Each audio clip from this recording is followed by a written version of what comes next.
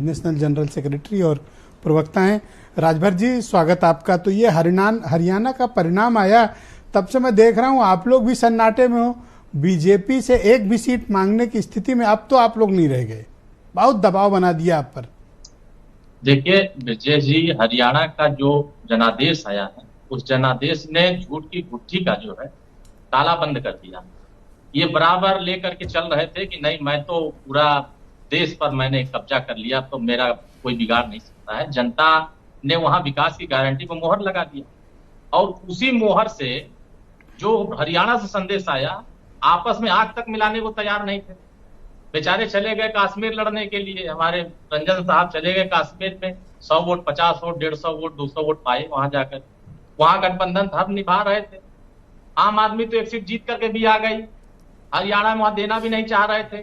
खैर वो उनका मसला है, वो किसको क्या दे रहे हैं। हमारा उत्तर प्रदेश का जो मसला है 10 सीटों का, हमने खैर विधानसभा सीट पर भी कार्यक्रम चलाया, हमने करहल पर भी कार्यक्रम चलाया, हमने कटेहरी पर भी कार्यक्रम, मझवा पर, पूरे जिन जिन सीटों पर चुनाव हो रहे हैं हम उस सीटों पर कार्यक्रम चला रहे हैं। और हमारे अभी 7 तारीख को आपको पता होगा कि महिला सम्मेलन हमने कटेहरी विधानसभा में किया, जिसमें 10,000 की संख्या में महिलाएं जुटी थी।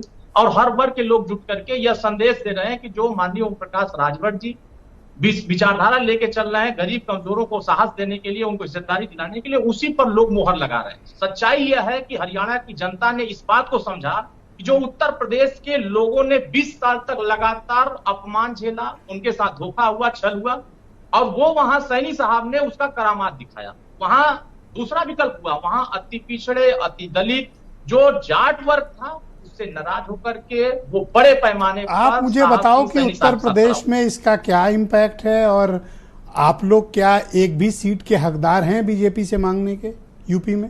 देखिए, अगर हकदारी की बात करेंगे तो हर राजनीतिक दल अपने हक की बात करते हैं। सुहेलदेव भारतीय समाज पार्टी भी अपने हक की बात कर रही है, लेकिन वो सीटें चाहे वो कटेहरी की हो, चाहे मझवा की हो, वो पूर्वांचल के हिस्से की चुनाव, और वो सीटें, उसमें संजय निषाद जी चुनाव लड़े हैं, उनके खाते में वो सीटें रही है।